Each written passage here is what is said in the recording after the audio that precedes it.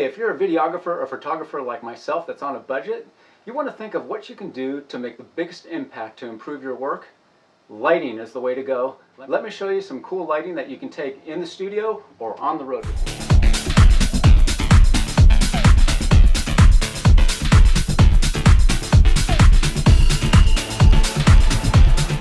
So we have the Neewer NL 660 light set. So I did go ahead and take one out just for showing, but we're actually going to go ahead and unbox this one. If you would like to find this product on Amazon, check the description down below. And let's get to it. Very sleek design. It's made out of metal. This particular package comes with 2 light stands and 2 lights. So let's go ahead and unbox it.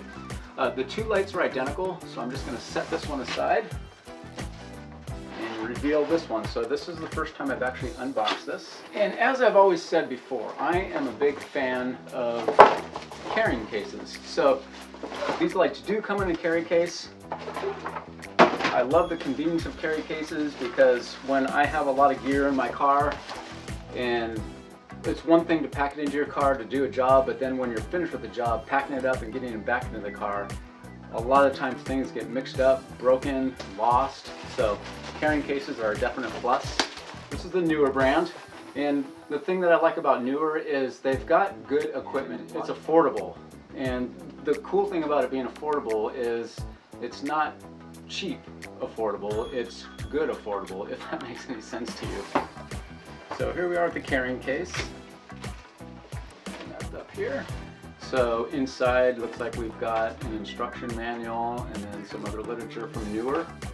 Already I like the fact that the brackets are already attached to the light, and then I can put it right back into the box just like that.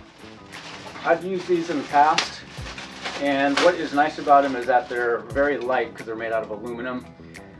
It's not the highest quality type stand, so you do have to be careful with it. You don't want to force any of the movements on these. You don't want to over tighten any of these knobs because they will break. But if you take care of it, these can last for a long time, and I've got many of these that I've had for years. If you extend this all the way up, it'll go to 75 inches tall. And if you think of a standard ceiling height of a typical house, it's about 8 feet. So with that height extended all the way up and with the light mounted on top, you still will have room to mount the light, and there'll be a little bit of wiggle room above the light where you can still adjust it without touching the ceiling. We've got the barn doors. And these barn doors are removable if you did not want to use them. Personally, I just leave them on there. You can pretty much fold them out of the way, and the thing I like about the barn doors is when you close them up, it does protect the lens a bit. And what's good about barn doors is it helps you direct the light. So sometimes you might want your light to be wide and spread out, and then other times you might want it more directed on a person or an object. So this is a really professional touch that you add here, and it makes a difference. We've got the diffuser here, and this comes out fairly easy. You push the tab down, it slides right out. There's 660 individual bulbs here. Half of them are yellow and half of them are green. So that is how you get the Kelvin control as far as getting to tungsten color, or when you start combining the 2 colors, it'll mix all the way up into the daylight color. Alright, so let's take a look at the back panel.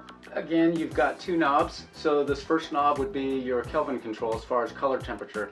So if you turn it all the way that way, it's going to take you to the 3200 side, which is more of a tungsten color. If I turn it all the way clockwise, then it comes to the 5600 side, and that's going to simulate more outside daylight.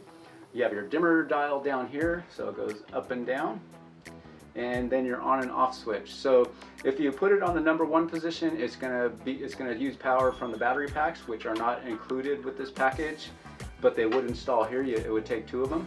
And then if you had it on the number 2 switch, it actually comes on. Maybe I can do it without blinding the camera. So this would be the tungsten light, 3200 kelvins. And then you can see the light gets a lot warmer as it goes to the 5600 side, and that's more on the outside daylight setting. Alright, so what I'm going to do now is I'm going to go ahead and switch the lights that I have on me now with these lights, this one and its twin.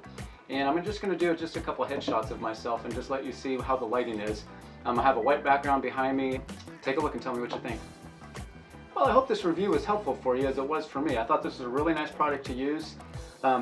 like I said, it's really convenient to have lighting. It's really nice to have lighting that takes batteries as well, because when you're on the road and you're doing run and gun shooting, it gets to be, it almost gets to be where you have to change your style of shooting if there's no power available. So I give it a thumbs up. I hope you enjoy it. If you want to see links to the description to this product down below, if you want to purchase it from Amazon, and be sure to subscribe. This is John Asumi from Motion Shooter Photography, and thanks for watching.